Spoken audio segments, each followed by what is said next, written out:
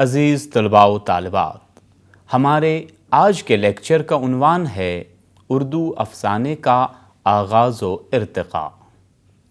19ویں صدی کے ربع اول میں ہی اردو اخبارات میں کہانی ادب کی اشاعت شروع ہوئی۔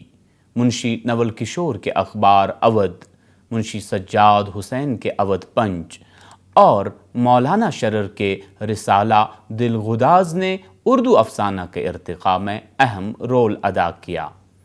ان اخبارات میں مزاحیہ رنگ کے مضامین وقتاً فوقتاً شائع ہوتے رہے، جنہوں نے جدید مختصر افسانے کے لیے بڑی حد تک راہ ہموار کی۔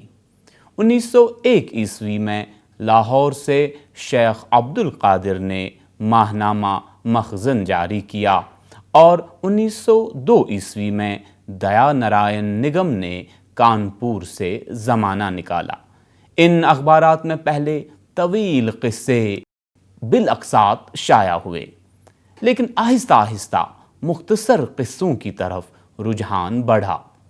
ایسے قصے عوام کی دلچسپی کے لیے لکھوائے جانے لگے جو چند ہی صفحات میں ختم ہو جائیں، تاکہ عوام کو ہفتہ یا مہینہ بھر انتظار نہ کرنا پڑے۔ یہ عوامی مطالبہ مختصر افسانہ کی ترویج اور ترقی میں اور زیادہ معاون و مددگار ثابت ہوا۔ افسانہ میں اولیت کا صحرا باندھنے کے سلسلے میں الجھن کا اعتراف 1950 عیسوی میں سید وقار عظیم صاحب نے ان الفاظ میں کیا ہے۔ اقتباس شروع۔ مختصر افسانہ اردو میں ٹھیک کس وقت شروع ہوا اور اردو کا پہلا افسانہ نگار کون ہے؟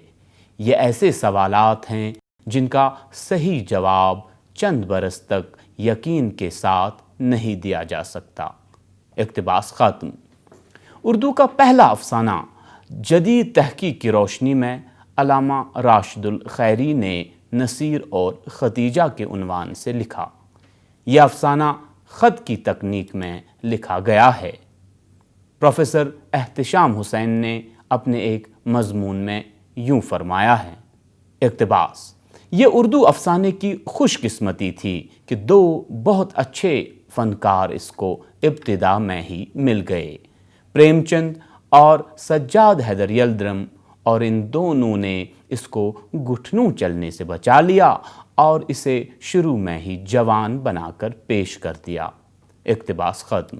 بدلتے ہوئے عالمی منظرنامے اور 20ویں صدی کے ہنگامہ پرور حالات کے اثرات کے تحت آغاز ہی میں اردو افسانے میں دو نمایاں رجحانات متوازی خطوط پر ساتھ ساتھ چلتے نظر آتے ہیں، جنہوں نے بعد میں دو الگ الگ اسکولوں کی صورت اختیار کر لی۔ یہ رجحانات تھے یلدرم کا رومانوی رجحان اور پریم چند کا عرضی رویہ، جسے کئی ناقدین حقیقت پسندی کے رجحان سے بھی تعبیر کرتے ہیں۔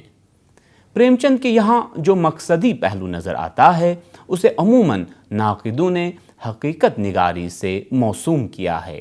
پریم چند کے موضوعات کی نوعیت اور وقت کے تقاضوں کے مطابق افسانوں کی تخلیق نے بہت ہی جلد ان کو مقبول عام اور مشہور افسانہ نگار بنا دیا۔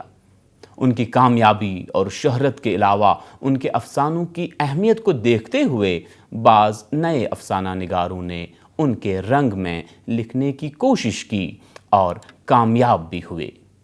ان میں مہاش سدرشن، امتیاز علی تاج، عبد المجید سالک، علی عباس حسینی، اعظم قریوی اور بہت سے دوسرے ایسے افسانہ نگار شامل ہیں۔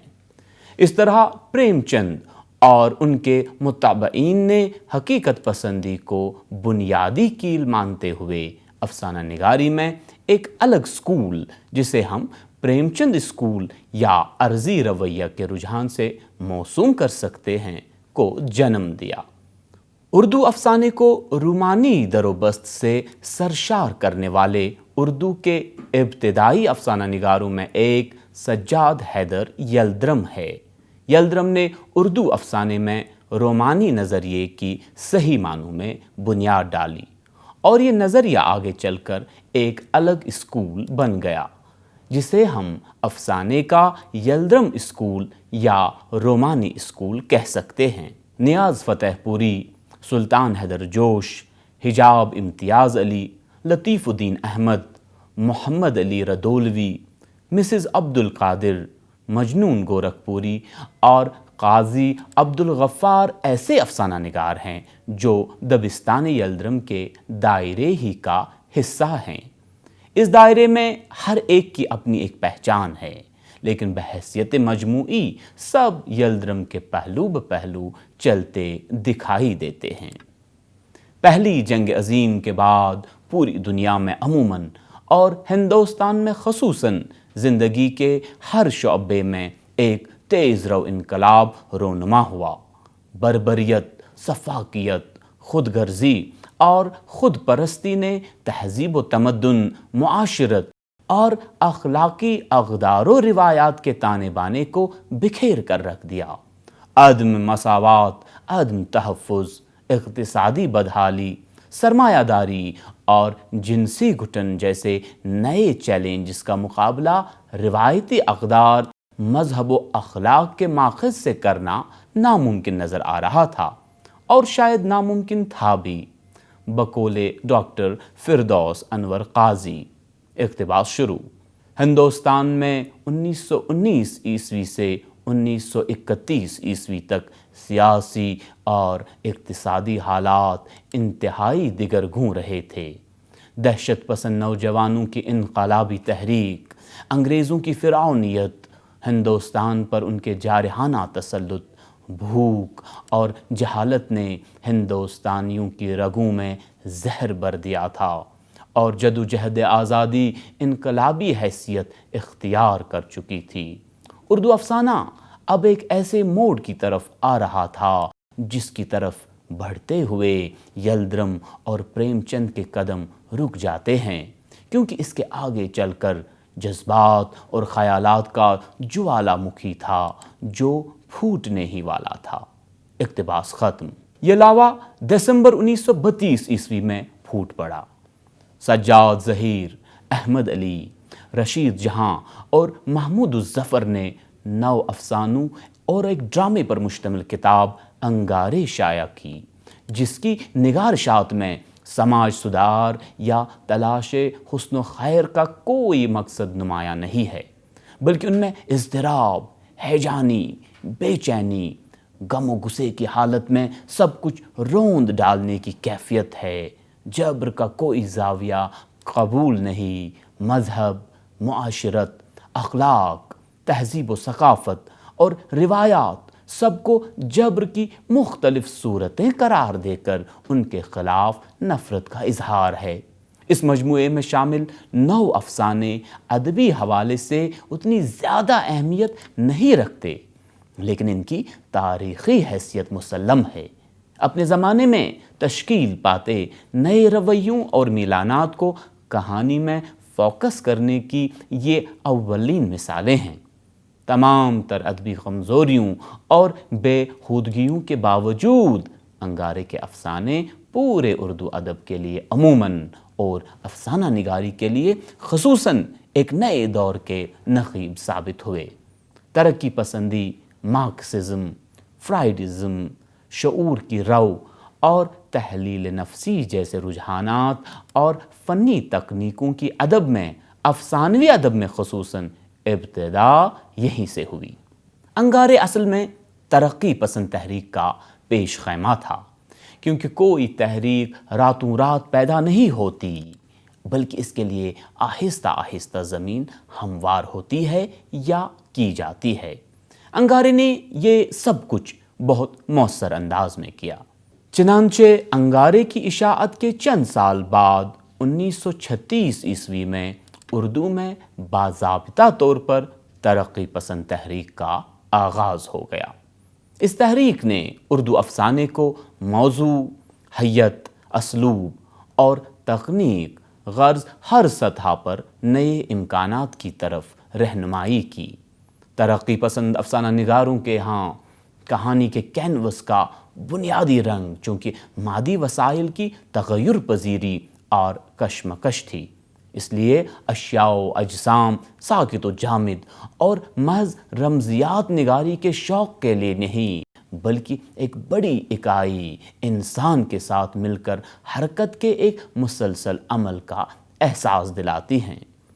ڈاکٹر برج پریمی اپنی کتاب سعادت حسن منٹو حیات اور کارنامے میں ڈاکٹر محمد صادق کی وساطت سے فرماتے ہیں کہ حیات اللہ انصاری کا افسانہ 2.5 سیر آٹا پہلا مارکسسٹ افسانہ ہے۔ حیات اللہ انصاری کے دیگر افسانوں میں شکستہ کنگورے، شکر گزار آنکھیں، آخری کوشش، پرواز اور موزوں کا کارخانہ اہم ہیں۔ انہوں نے اپنے افسانوں میں تلخ حقیقت نگاری کی وساطت سے اپنے عہد کی سانس لیتی زندگی کو فوکس کیا ہے۔ سہیل عظیم آبادی نے افسانے میں صوبہ بہار کا دیہی و شہری ماحول منعکس کرنے کے ساتھ ساتھ استحصالی عناصر کی کارگزاریوں کو وضاحتاً پیش کیا ہے۔ انہوں نے خارجی مسائل کو داخلی مسائل سے ملا کر کسی قدر تجزیاتی رنگ پیدا کیا ہے، جس سے ان کے ہاں نظریاتی وابستگی اور نعرے بازی میں ٹھہراؤ بھی پیدا ہوا ہے اور گہرائی بھی۔ اختر اورینوی نے بہار کے دیہاتوں کے مسائل پر بڑے اچھے افسانے لکھے ہیں۔ وہ نچلے طبقے کو افسانے کا موضوع بناتے ہیں۔ سماجی جبر اور استحصال کو انہوں نے حقیقت پسندانہ انداز میں پیش کیا ہے۔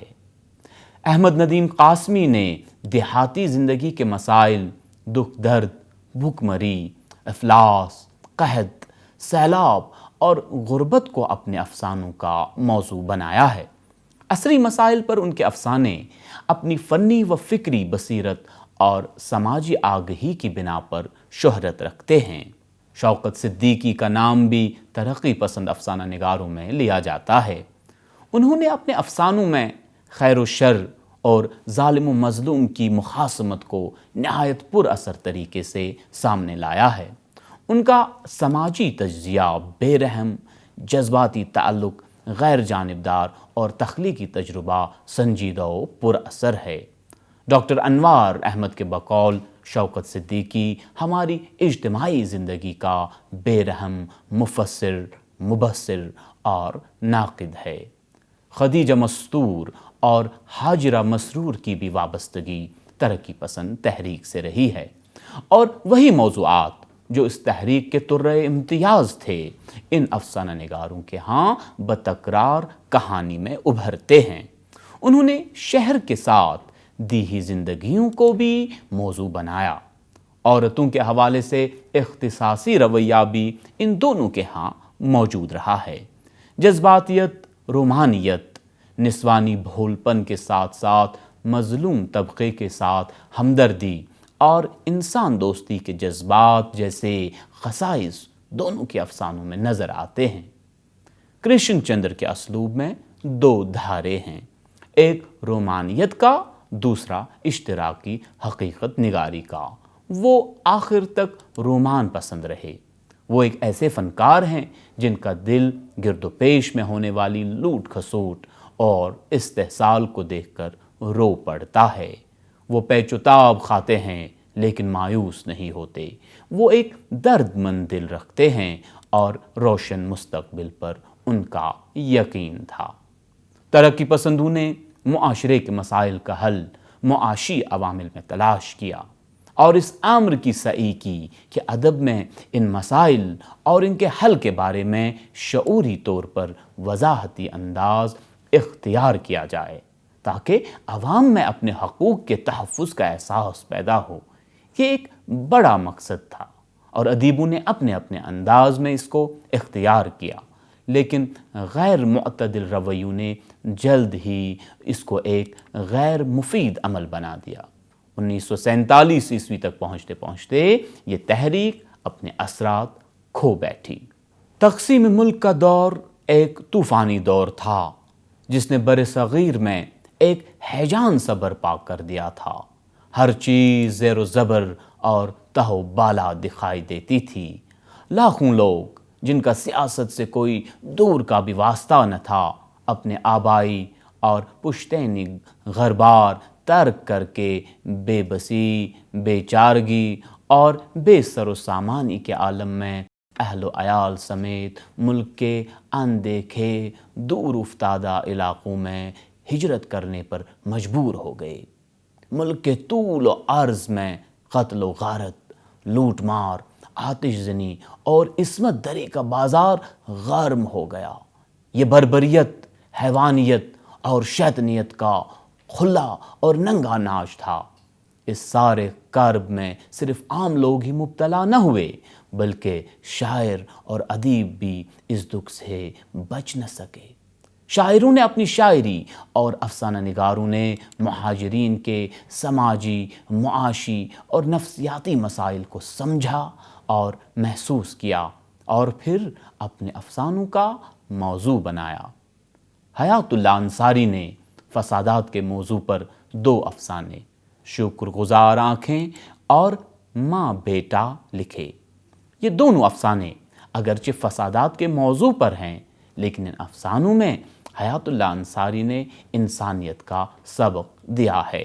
اپنے افسانے شکر گزار آنکھیں میں انہوں نے ایک ایسی مسلمان دلہن کا ذکر کیا ہے جو ہندوؤں کی ہوس کا نشانہ بننے سے پہلے اپنے شوہر کے سامنے مرنے کو ترجیح دیتی ہے اور اس خواہش کی تکمیل کے لیے وہ ہندو بلوائیوں کی بہت منتیں کرتی ہے۔ آخر ایک بلوائی کو اس پر ترس آ جاتا ہے اور وہ اس کی یہ خواہش پوری کر دیتا ہے۔ مرنے کے بعد دلہن کی آنکھوں میں اسے تشکر کے جذبات نظر آتے ہیں جو اسے ساری زندگی فسادات کے دوران قتل و غارت گری کرنے کا احساس دلاتے رہتے ہیں۔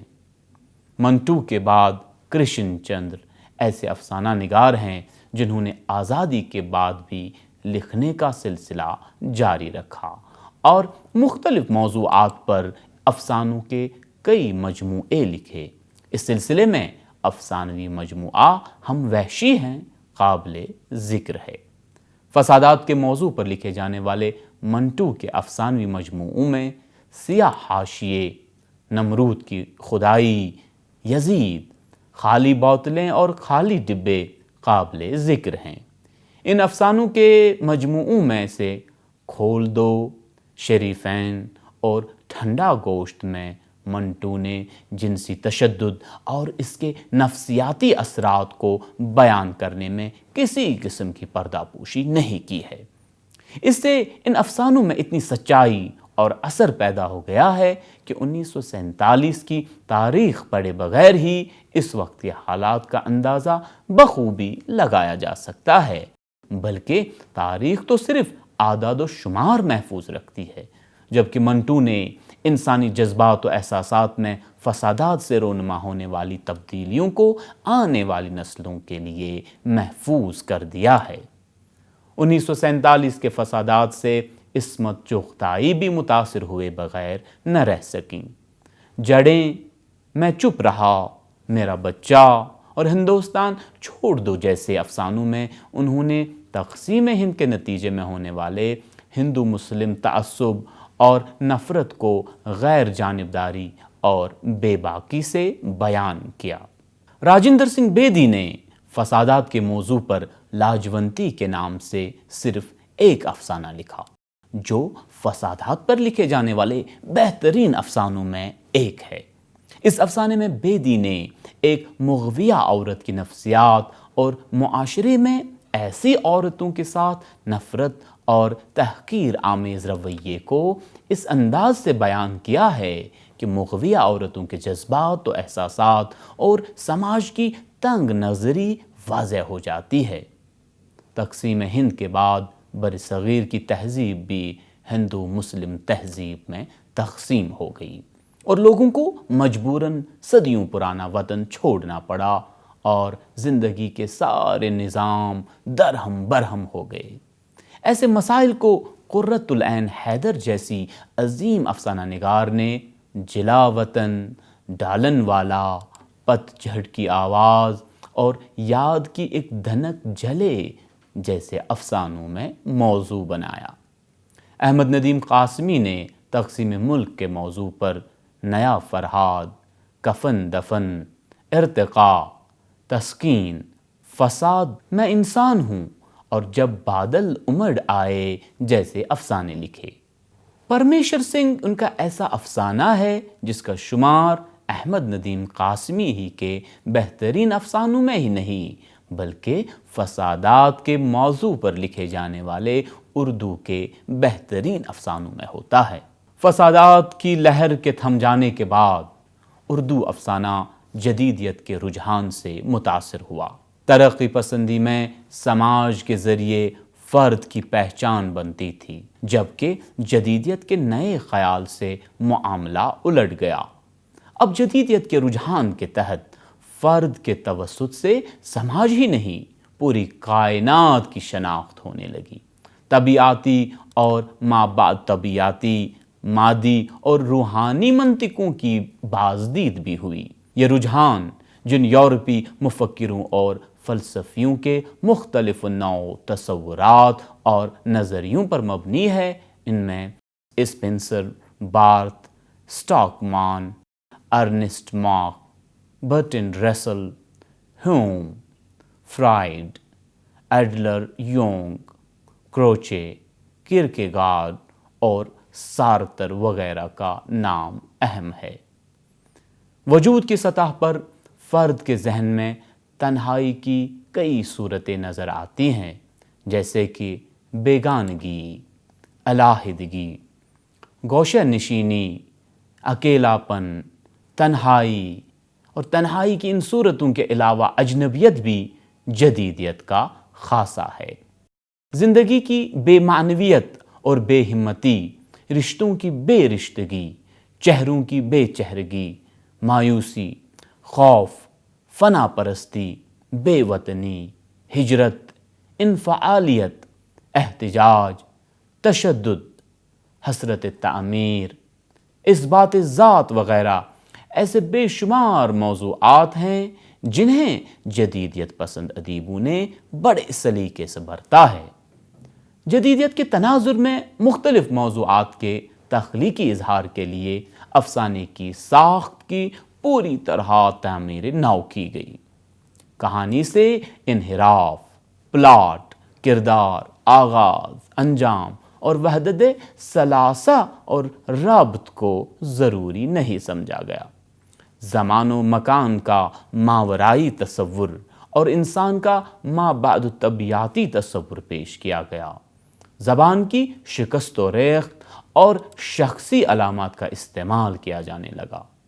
ریاضیاتی اور علمی اشکال کے استعمال کی کوشش کی گئی۔ اس پورے عمل یا پروسیس نے اردو افسانے کی فضا کو تین طرح کی خصوصیات یا رجحانات سے روشناس کرایا: داستانوی، علامتی اور ابہامیہ تجریدی۔ جدیدیت پسند افسانہ نگاروں میں انتظار حسین، سریندر پرکاش، بلراج مینرا، محمد منشایاد، انور سجاد، بلراج کومل، قمر احسن وغیرہ اہم نام تصور کیے جاتے ہیں۔ جدیدیت کے حوالے سے انتظار حسین کی کہانیوں کا مجموعہ آخری آدمی بہت ہی اہم ہے۔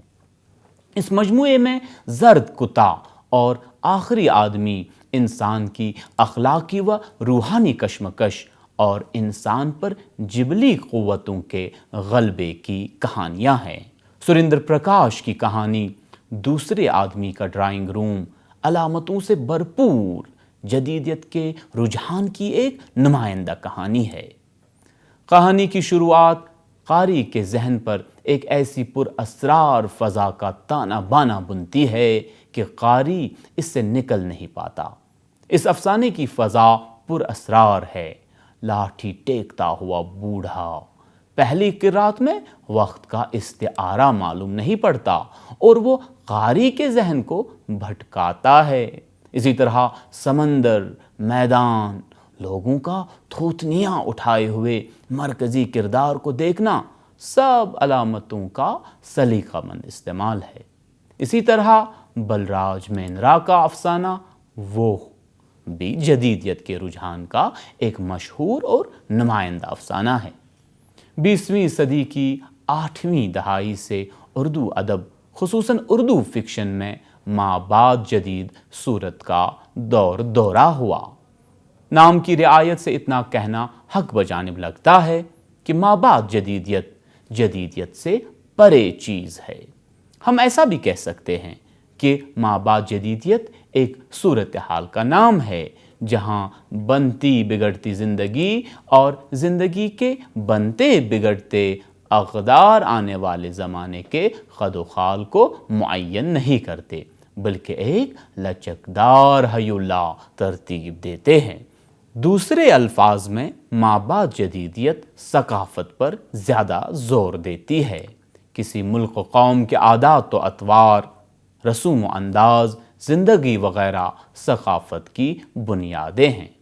ما بعد جدیدیت اس پر اصرار کرتی ہے کہ کوئی بھی ادب اپنی ثقافت کا زائدہ ہوتا ہے، جو اپنی مٹی کی خوشبو بھی رکھتا ہے اور اس کے حدود بھی۔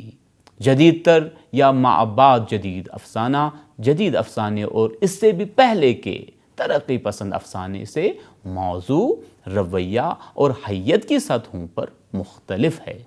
ترقی پسند افسانے میں موضوع، مواد اور مدعا پر زور دیا جاتا تھا۔ جدید افسانے میں مواد اور مدعا زبان، اسلوب اور تکنیک میں سمٹ آئے تھے۔ ما بعد جدید یا جدید تر افسانے میں بھی تکنیک اور حیت پر زور دیا جاتا ہے، لیکن اس انتہا پسندی کی حد تک نہیں جس نے جدید افسانے کو تجربات کا گورکھ دندہ بنا کے رکھ دیا تھا۔ ترقی پسند افسانے میں اصلاح پسندی، مقصدیت، رومانیت، نعرہ بازی، آئیڈیالزم اور غیر تخلیقی قطعیت پائی جاتی تھی۔ جدید افسانے میں ہنگامی انحراف کی کشاکش ملتی ہے، جبکہ ما بعد جدید یا جدید تر افسانے میں ہنگامی اور اضطراری اقدار کے بجائے نئی معنویت پائی جاتی ہے۔ ما بعد جدید دور میں علامت نگاری میں بھی افسانہ نگاروں نے اعتدال و توازن کا ثبوت دیا ہے۔ اسی لیے یہ افسانے اپنی عام فہمی اور دلچسپی کے سبب ترسیل کا مسئلہ پیدا نہیں کرتے، بلکہ افسانے کے حسن میں اضافے کا باعث بنتے ہیں۔ اس ضمن میں رتن سنگھ، بلراج مینرا، جوگندر پال، غیاث احمد گدی، احمد یوسف، کلام حیدری، سلام بن رزاق، انور خان، خالدہ اصغر کے افسانے قابل ذکر ہیں۔ پچھلے چند برسوں میں اساطیری رجحان کے زیر اثر بھی افسانے لکھے گئے۔ اس سلسلے میں اقبال مجید، جوگندر پال، محمد عمر میمن، شفق، اکرام باغ، حمید سہروردی، شوکت حیات، قمر احسن، حسین الحق اور خالدہ اصغر وغیرہ کے نام خاص طور پر قابل ذکر ہے۔ اردو افسانہ اپنے جادے ارتقاء پر رواں دواں ہے، اور ایسا محسوس ہو رہا ہے کہ افسانہ ادب کی دیگر اصناف کے مقابلے میں انسان اور انسانی زندگی کی مختلف ابعاد کا احاطہ کرنے میں زیادہ کامیاب ہو رہا ہے۔ عزیز طلباء، اس کے ساتھ ہی آج کا لیکچر ختم ہوتا ہے۔ امید ہے کہ آپ نے اس لیکچر سے فیض حاصل کیا ہوگا۔